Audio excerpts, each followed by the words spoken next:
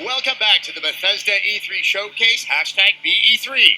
Morgan and I are always, but especially this time, very, very excited that Todd Howard, game director of Bethesda Game Studios, has joined us on stage. Todd, you've had one of those busy years since we saw you last year, and you talked about that Fallout 4 Fallout Shelter game. Yeah, we've been very, very busy supporting the game. Our fans are amazing, and you saw some of that tonight, but we have so much stuff coming out because we love the games and want to make them better for everybody. Yes, you have been working on 3 add-ons, and you just announced 3 more add-ons. They Contraptions Workshop, VaultTec Workshop, and of course, Nuka World. So, what exactly is Nuka World?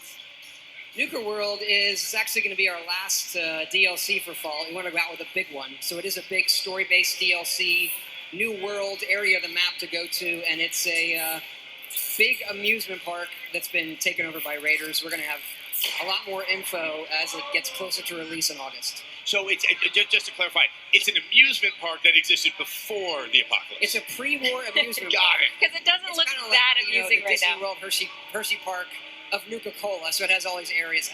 I don't want to spoil it yet. No, I understand. It's exciting, it's big, we think our fans are really going to love it. Contraptions definitely caught my attention, especially the Rube Goldberg, the ball going down.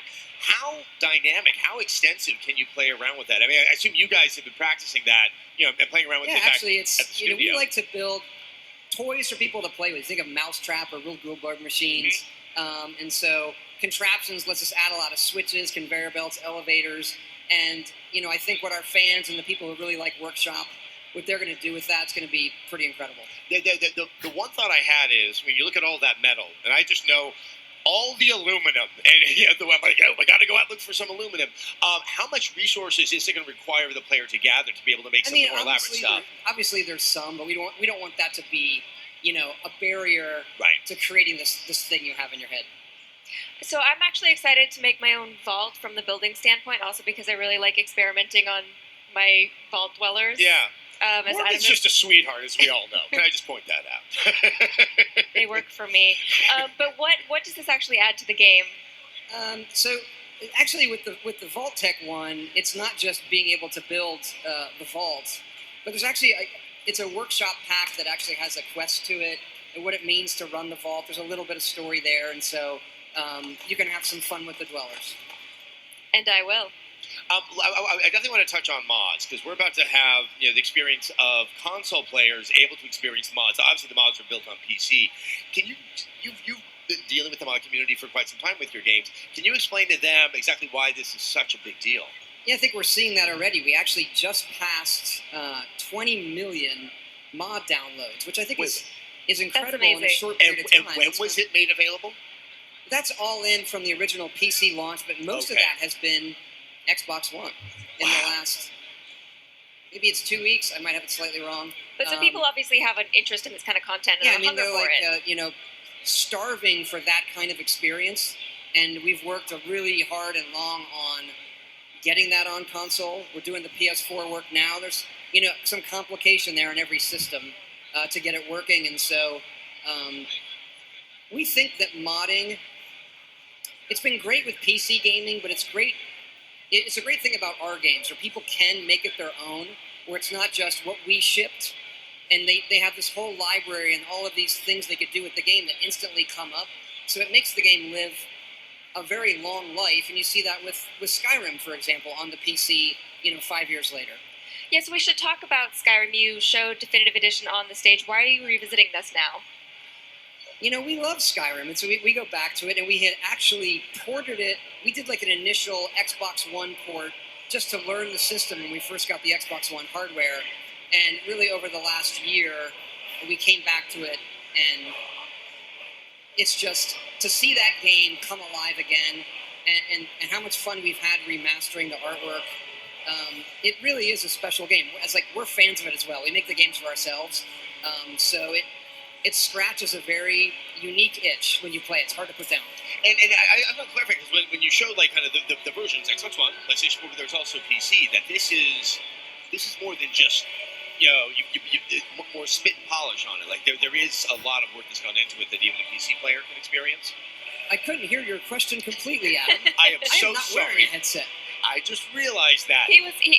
We're sort of actually both wondering. Like, there's an Xbox version, a PlayStation version, but there's also a PC there's version. There's an Xbox One version, there's a PS4 Right. version, and then there's a PC version. Now we have, with Skyrim, we have remastered the art, so even the textures are, they're even higher res than the HD pack that we did on the PC. Gotcha. And all of the shader work is much more advanced we had on the PC.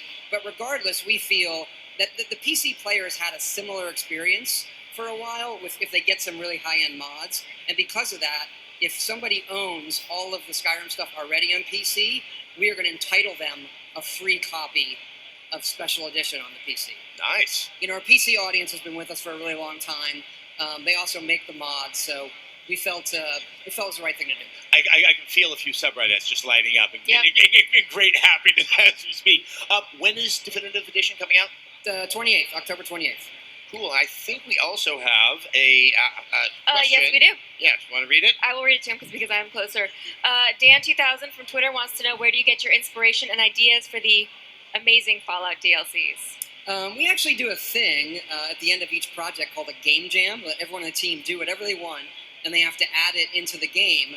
And a lot of the folks in the team, they're very, very creative. They come up with great ideas, and it's really something we look at it together and we say, okay, what are the best ideas in this game jam that we want to put into DLC or put into updates? Survival mode, which has been really popular, was a game jam idea that a few of the guys did, and that's really where the ideas come across. The whole team. Great group. Amazing group. All right, let's talk a little bit about Fallout Shelter. Now, you announced it and released it at last year's showcase. How has it been doing for you guys? Amazing experience. We were, last year, we've been busy this year. Last year was crazy leading up to this event where we're announcing and releasing a mobile game on top of Fallout 4, and it's a little weird. We say like 50 million people have played it. That's more people than every other Fallout game combined.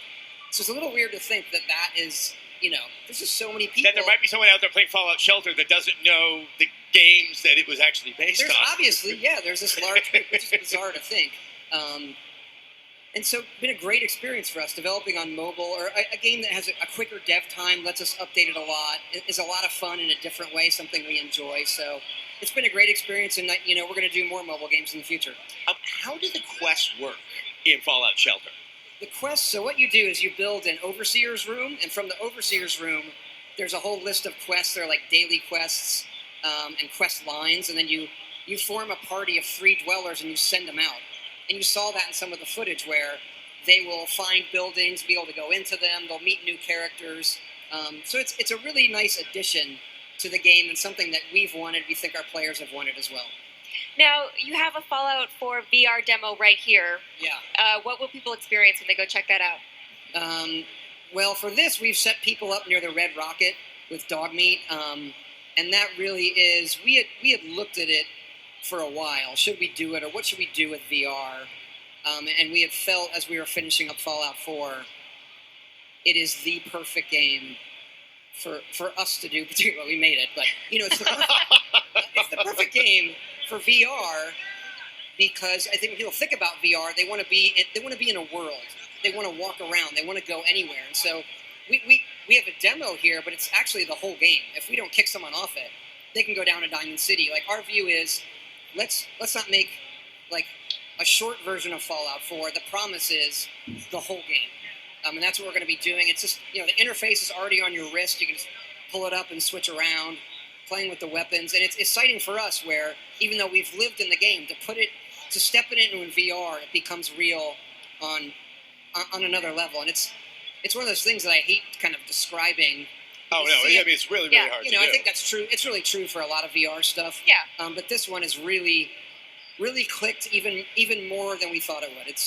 We're really, really excited about it. From the moment that VR looked like it was going to happen, with Oculus, with Vive, and everything like that, the first game that I saw people talking about that they wanted to experience in that was Fallout, and you have delivered it way earlier than I ever thought it was going to happen. So, I mean, I'm incredibly excited. Todd, thank you so much it's always for stopping great by. To see you It's both. always good to see you. Yeah, we have a lot more Fallout to play, both Fallout 4 and Fallout Shelter. Yes, we've got a lot more showcase for you as well. Remember to follow along on Twitter at Bethesda. Use the hashtag BE3. While we take a very quick break, take another look at the Dishonored 2 trailer, and when we get back, we'll talk with Harvey Smith.